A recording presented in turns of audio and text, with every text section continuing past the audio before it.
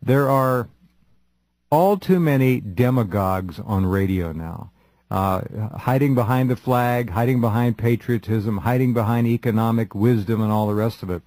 And they're really out in many cases for nothing other than their own ego gratification, self-indulgence, self-aggrandizement, and all the rest of it. They and ratings. Don't leave out ratings and money. That's well, money comes, yeah, you bet, big money and ratings. There are egomaniacs on talk radio now who are catering to, pandering to, encouraging, inciting, sowing in the human mind fear, paranoia, and reflexive responses to things that would otherwise require and beg for intellectual wisdom and connotative meditation. They're not getting it. They don't want it. They're pushing the panic button on people. And I'm not going to name names, but there are fearmongers in talk radio who are doing a terrible disservice to this country. It is that is absolutely true, and it's because the listening audience gets a certain rush from having its tail pulled. Oh, they love it. Absolutely, they love to get afraid. It's exciting, it's fun, it's different, whatever. Oh, my God, and they run around telling them, well, the world's going to end, this is going to happen, oh, my God. And these people on radio have an ability to paint a patina on relatively innocuous events and make them sound terribly dangerous and threatening. Now, that's not to say we're not under a lot of threat, and we don't face a lot of danger, because God knows we do. The Constitution's in tatters and all the rest of it. We're at the hands and in the hands of the most evil despots and dictators you can imagine. And I don't mean just one dictator. There are a lot of dictators in this government. They act like fascist dictators anyhow. So what we have here is a need that is so incumbent upon the listening public to pull back when they think they've got the big picture, to step back 5, 10 steps and then take another look and say, wait a minute, I didn't have the big picture. There's much more going on here. And then look at the conduit from which they got this initial hit in the first place. Look at the individual or individuals involved. Are they pandering to fear? Are they pandering to paranoia? Yes, in many cases they all do. And it's, as a broadcaster, George, I know you're aware of this. Very few people in this industry will admit to that, and very few listeners will understand it, but it's happening. And you'll see it on a lot of websites, too. There are websites for different political persuasion blocks that actually market to fear. On my website, urbansurvival.com, right.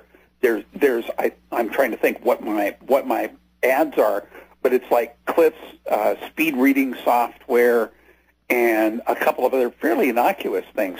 And Clif's website, halfpasthuman.com, has no advertising on it. And, I couldn't go that route. I had to choose an intellectual honesty if I was going to pursue this, because the work itself demanded it. So right. Basically, I don't care how many people visit the site. We have very few readers, really, but right. If we're going to make a prediction, we put it out there and we keep it up on the site, and then we also allow the individuals that are subscribers to download it on PDF so they can come back and say, call us rather rude names when we're wrong. Because frequently we are wrong, and that's okay. Better. You're learning. Okay, you're growing. See, yeah. the problem with talk radio now is that the listener is so malleable and so easily led, even by people who are pretending to be patriots. They're still pandering the bottom line, and that's fear, and they're marketing it, and they're thriving on it, and they're profiting on it, and it's really tragic to watch. You see it, George. You see it, Clif, and many of you listening understand, I'm sure, what I'm talking about. And you've got to be careful, whether it's on Fox or on any network on the radio.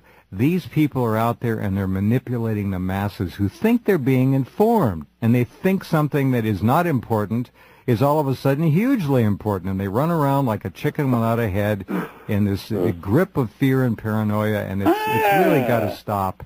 It's got to stop, but it won't. The problem with it all is that this is it's actually the same issue that I run into. It's very easy for me to track fear in all of its bespoke terms, all of the frightened, trembling, and et cetera, right. to go into describing fear, but to get towards the more subtle emotions that are actually the more powerful.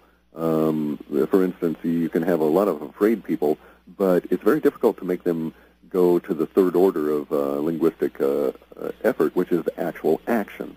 So it takes a lot to motivate these individuals from that fear stage, but you can keep them trapped in the fear. Oh, they're absolutely dithering all the time. They're perfect word. They're trapped and dithering in a box of fear. They are. The issue if you want, the social engineers, though, is how to go beyond that. They have yet to succeed. So I have to take issue with your particular characterization that these people are very skilled. I actually find them to be somewhat crude in their methods, because I've long surpassed the ability to pick up those kinds of levels of emotion, and we actually pick up a great deal more than merely the fear, although we're still trapped ourselves in getting extreme language, and we can't really do much in the way of nuance, which is why we have a tendency, for instance, to avoid political sites. Very well said, and I thoroughly understand it, and you're absolutely correct.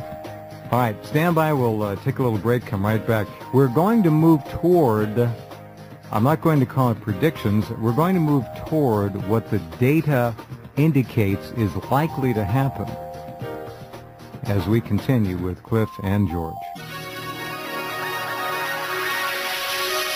Okay, Jeff Rense, back with George and Clif. And gentlemen, let me ask you if you have any overlays in your research on this. And George is the economist, Clif is the brilliant computer programmer, and together they have come up with a means of reading, again, the collective unconscious on the Internet around the world, and in a precognitive kind of paradigm have been able to come up with not predictions, but indicators of great stress, build-ups, and release points, which is just fascinating.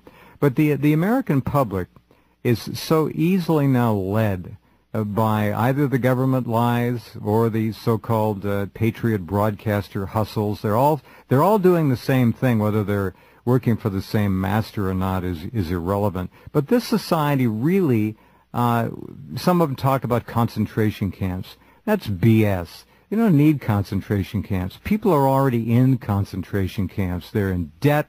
They've got jobs that are failing. They've got families. They're trapped. They're stuck. Half of them have upside-down mortgages.